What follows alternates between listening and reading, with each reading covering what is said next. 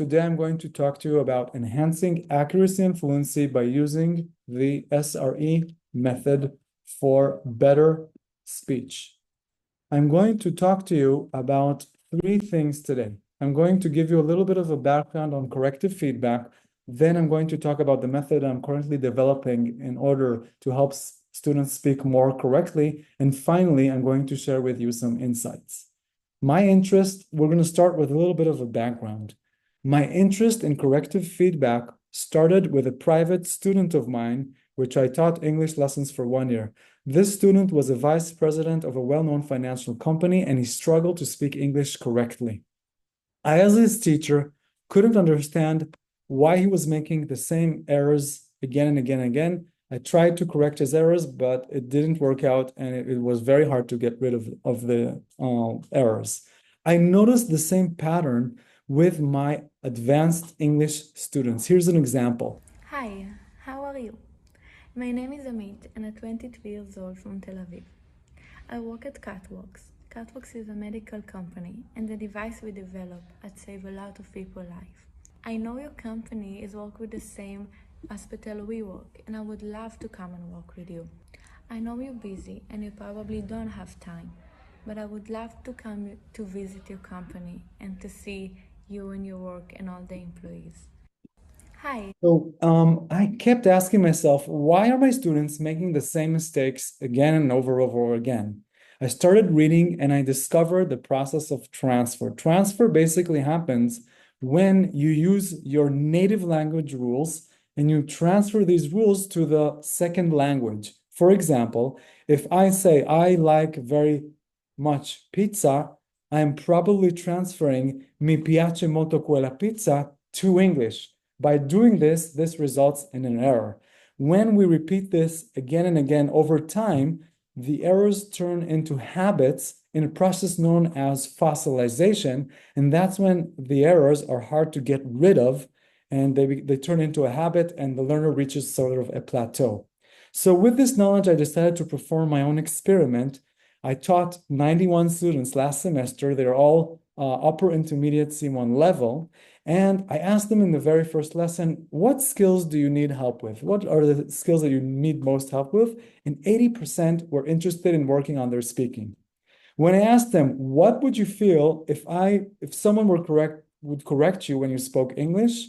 90% said they were interested in being corrected. When I asked them, what if I were to correct you when you spoke English? This figure dropped to 83%, probably because students don't feel so comfortable being corrected in a public setting like a classroom. But with this data, I had to stop and ask, should teachers correct students? Is it effective to correct students? How should we correct students? All these questions came up, and to answer these questions, I started looking into the history of corrective feedback. The history of corrective feedback starts in the 1950s with a method called audiolingualism. Back then, teachers and educators and researchers believed that it was most important to emphasize teaching listening and speaking simply because children first learn how to speak and listen. That's what they develop first. Now, by practicing the same grammar and grammatical patterns through drilling over and over again, teachers believed that eventually students would pick the language up. And when students made errors, teachers would correct them immediately, and they wouldn't tolerate any errors. Here's an example of how this looks like in class. We're going to learn this together now. I'm going to help you learn how to say this whole dialogue, okay? So, please repeat. The first line is the woman says, "Good morning." Good morning. Good morning. Good morning. The salesman says, "Good morning. Would you like to have the cleanest house in town?" Good morning. Would you like to have the cleanest house in town? In the 1970s, researchers and educators started to think that this approach was a little bit mechanistic, was too technical. They claimed that if teachers are too busy correcting students, this would result in anxiety. Students would feel uncomfortable, and they started emphasizing communication for the sake of communication. What was important that was one student was able to deliver the message, not really if he got the English perfect. Here's how this looks like in the classroom. Who was a parent here? Victor? Yes. What did you decide? Yes, I listened carefully what Lynn, Charlie, and Alice said about Wisconsin, Philadelphia, Massachusetts. I think that I was confused at first, but I think that Charlie have the reason. Even though students were making mistakes, the teacher would encourage them to speak. So we see here a massive shift from being perfect to accurate to just getting the student to talk. We see here a shift from focusing on grammar and grammatical patterns to focusing on just being able to deliver the message with meaning. In the 1990s, the interactionist approach was born. It basically blended audiolingualism and the communicative approach together. Educators and teachers started to notice that if we just let the students talk freely, then this would result in errors turning into habits and fossilization.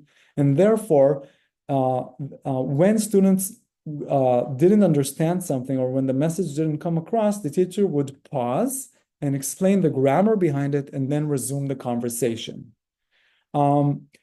This is evident in today's CFR criteria for assessing spoken performances, where you can see that students are assessed with accuracy, fluency, interaction, and coherence. In the 2000s, researchers started to explore how computers can help students correct their English with chats and applications. And today, most of the research is done through AI and software like ChatGPT. How can that help students speak more correctly?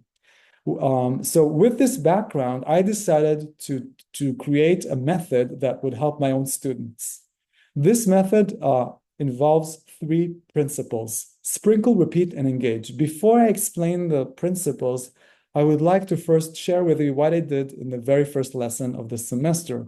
What I did was I mapped all of my students' mistake. Basically, I told them to take a piece of paper and write down anything about themselves, and I collected the most frequent mistakes and put them in a mistakes archive. A mistake archive is basically a Google document that has all of the most popular mistakes with an explanation on how to correct these mistakes. So the first principle in the method is sprinkle. Sprinkle basically means putting tiny corrective exercises throughout the semester and throughout the lesson. So we did this during class, and I did it either face-to-face or through a computer. And now it's important to distinguish between the 2 corrective feedback strategies: explicit and implicit. Explicit is when a student makes a mistake and I directly correct him. For example, I asked my students every lesson to correct 5 sentences. So using the computer, and they could use ChatGPT or whatever they wanted to correct themselves. And just a minute. So, and the computer would provide direct feedback. The advantage of using a computer is it's not public and there's no one to judge the students.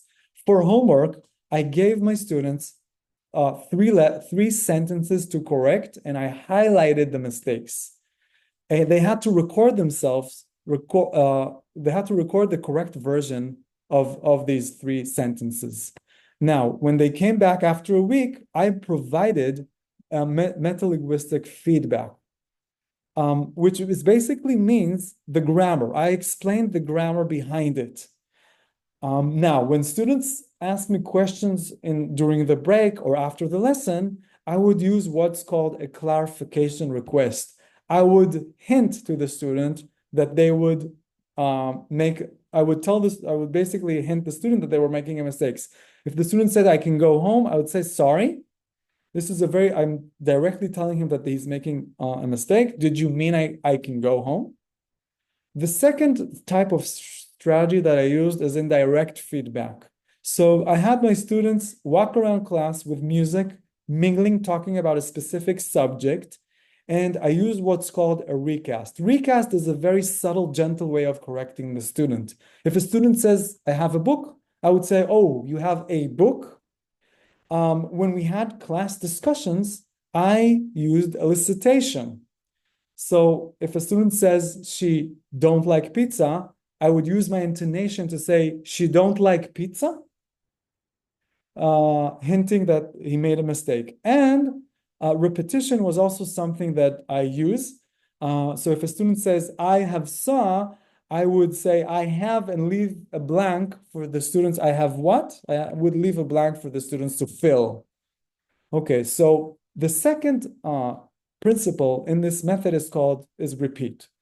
As educators, we know how repetition is very essential for learning, and it's the same in corrective feedback. I basically showed my students the same mistakes again and again and again, and the idea here is to have my students subconsciously internalize the correct form, and I can only do that by showing them the mistakes again and again and again. So, for example, when we did vocabulary exercises in class, I would show them a vocabulary word, ask one student to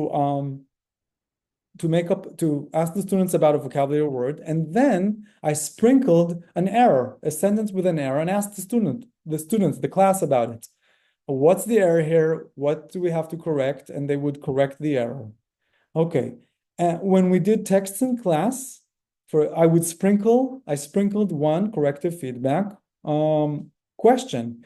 In an exam, when they completed an exam, again, I sprinkled 5 points, not much, corrective feedback question. And I asked the students at the end of the semester to prepare a presentation. I told them to summarize an article using their own words. And I told them to first write it in their own words and then insert that into ChatGPT. And when they did that, they eventually had to record the video and use the corrected version. Here's how it looked like. Hello everyone, welcome to our presentation. My name is Aviv. This is the correct I'm version. Ronnie. And I'm Amit. And today we're going to talk about mobilize system. Eldad, do you have a car? Eldad, do you like technologies? So Hello. they did a pretty good job. The last principle of this method is engagement. Basically, I believe that if we have students correcting errors throughout the entire lesson, this can get technical and even boring for most of the students. In addition, I teach large classes, 30, 35 students, and the lessons are 3.5 hours, usually in the evenings, and it's tough for the students. Therefore, I used games as a way of entertaining and encouraging students to learn.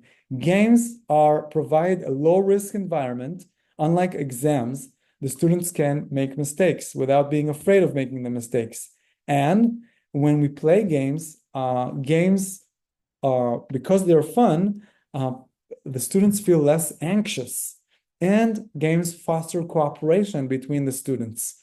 So, for example, we played Kahoot. We played a vocabulary Kahoot. And when we played the vocabulary Kahoot, I would sprinkle one question and ask the students to type in the correct form. My favorite game by far is called Bamboozle. Maybe some of you know it. And I would present the students with a sentence with a mistake, and I would divide the students into 2 groups, and they would compete against each other, and they had to correct the sentence. And if they got it right, I gave them the points. If they didn't get it right, they didn't get the points. What I noticed after students were shown the same mistakes again and again and again, students started to correct themselves, and this is great because it's an essential part of learning. We also played Quizlet. I would insert 2 cards, one card with the correct answer, and the other side had the incorrect version, and students would play with this and practice. I also asked my students to walk around college and record other students that they don't know, asked their permission to record them. They interviewed them. And when they came back after 30 or 40 minutes, we sat down and we analyzed the videos and we looked at the mistakes. And this was a great learning experience for the students. So now I would like to share with you some of the results of using this method. And so first of all, I gave my students a corrective feedback exam with 20 questions in the beginning of the semester and at the end of the semester. 50% of the students improved their grades, which is good news. When I gave them the scene, when I gave them an exam with a text and sprinkled one corrective feedback question, I only experienced partial success. Also, around 50%, 40% were able to actually correct all 5 sentences correctly. Students are asking for more of this, especially they are showing interest. Now, I would like to share a few insights for those teachers who are interested in incorporating this in their classrooms. So first of all, I believe that research, not only also research has shown that it is very important to have a positive atmosphere in class. I always like to encourage my students to make mistakes. I encourage them to not to be afraid to speak freely. And I explain to them that mistakes is part of the process, part of the journey. And I also think that attempting to correct all of the different types of errors is just too much, especially if you're limited to one semester or a few hours every week. So I would focus on the most popular mistakes. I think that it's also important to balance between accuracy and fluency. So when, for example, students are presenting, it is important to allow them to be fluent and talk instead of just stopping every 5 minutes to correct them. And this brings me to selecting the appropriate time to correct students. So for example, when students present in class, I prefer the delayed feedback. I always give my students feedback at the end of the presentation and only in written form. That way, students don't feel intimidated and there is a flow of conversation. I found it very effective to combine between the different corrective feedback strategies, whether it be direct feedback, where I tell the students directly that they made an error, or indirect, which is subtle. The direct feedback fits, I think, more when you're dealing with one person one-on-one, and the indirect feedback is better for a public setting where you don't want to intimidate the students with correcting them in front of everyone else. It's important to distinguish between lower levels and higher levels. Lower levels may benefit from more direct and very explicit feedback, whereas higher levels would benefit from just talking and every once in a while sprinkling like this explicit feedback. And it's also important to note that lower feedbacks may find you have to be careful with the lower levels because they may find it scary to be corrected all the time, whereas higher levels, I've found that they're asking for it and they need it. I think that games are a great tool to make all of this more interesting and entertaining. However, we should keep in mind that games are they can support learning but not replace it. Now I would like to summarize everything. In conclusion, we saw an evolution of corrected feedback which started in the 1950s and till today, basically, and it's a very important field of research. My method aims to help students correct their speaking in an entertaining way, in a way that is fun. And I definitely think that corrective feedback deserves attention in every classroom. So thank you very much for listening to me. Thank you very much.